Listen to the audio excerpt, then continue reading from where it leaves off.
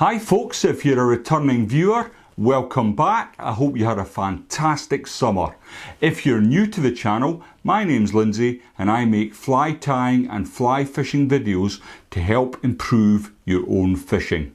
In this video, I'll be showing you 5 flies to take to the water in September. So, without further ado, let's get into it. With the heat of summer starting to dissipate, September can provide absolutely bumper sport on both the small and large still waters. It really can provide fantastic fishing, so I've put together a short list of 5 flies that I'll be trying this month. In the coming weeks, I'll be doing some fly tying tutorials on some of the flies that I'm mentioning here. So let's jump straight in with fly number 1, the red-ribbed hopper. Terrestrials are going to form a huge part of the trout's diet. This is one of my favourite dries at this time of year.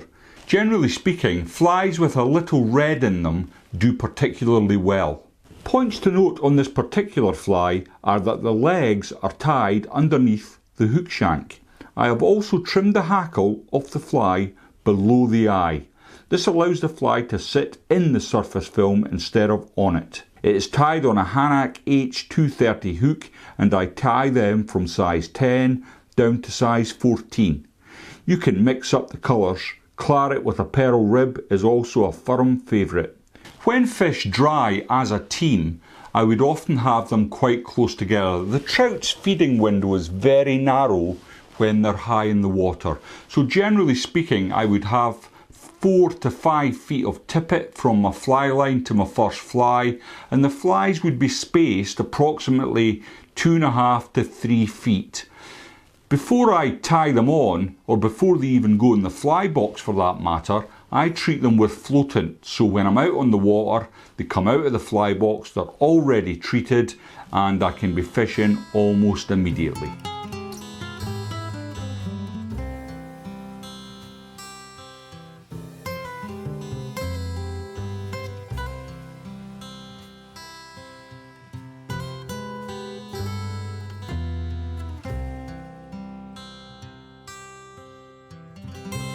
Fly number 2 then is the Butt CDC. Another dry fly and one inspired by Welsh hawk angler Gaza Dixon. I use a minimum of 5 CDC plumes when tying these up and tie the fly from size 10 down to size 16. The reason for so many plumes is to ensure that it sits in the surface film of the water and is not drowned by heavier waves when the wind is pushing through. Things to note with this fly is the small bump tied in front of the CDC. This cocks the wing, allowing the body to sit at the right angle under the surface. The fly does require quite a lot of TLC, and after several fish it may even have to be replaced. Another way, of course, is by using a good desiccant. There are many available, but I tend to favour the Hunt's Original Floatant. Having used many of the other brands, I have found this to be the best. Now, I've already done a video on how to tie this fly, and I'll leave a link in the bar above. Fly number 3 then, and a personal favourite of mine, is the traffic light cormorant.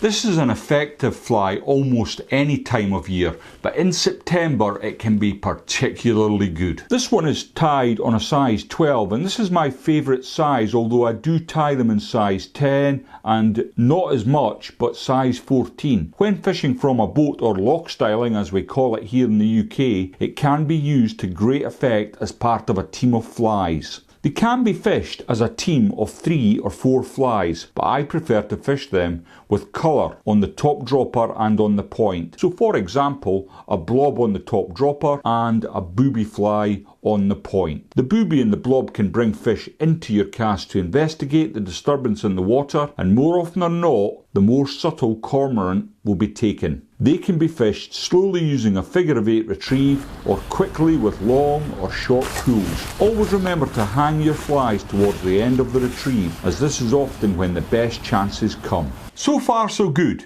If you're enjoying the videos, please don't forget to leave them a like. It really does help with channel growth and it encourages me to make more content.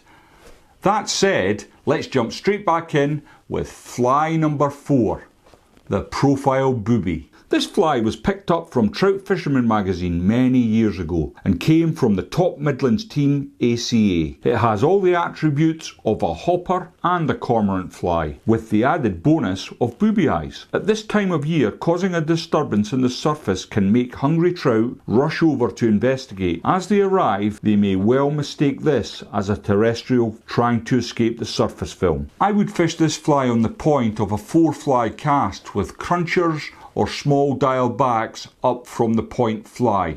It can be fished on a variety of lines from floaters, midge tips, down to around a fast glass. I've found it works quite well. Definitely worth having a few of these in your armoury. Fly number 5 then. Steve Cullen's famous pattern is always worth a place in your box during the month of September, especially if you intend to target the resident trout who make their living prowling the weed beds on the larger reservoir. Points to note with this fly is that the popper section of the fly is running as horizontal to the hook shank as you can get it. This will cause maximum disturbance in the surface of the water, attracting any scavenging fish. This can be fished in a team of flies on the point with dial backs or crunchers up, but to my mind it excels when it's fished on its own on a long leader with a floating line. A number of different retrieves work. A short, jerky, changeable retrieve I find is the best. This imitates an injured fry, and trout can find this irresistible and will definitely come and have a look. It's not uncommon to have a huge bow wave behind this fly as a fish comes to see if there's an easy meal on the go. I was going to do a tying tutorial on this video, but Steve Cullen has already done an excellent video describing exactly how to tie this fly.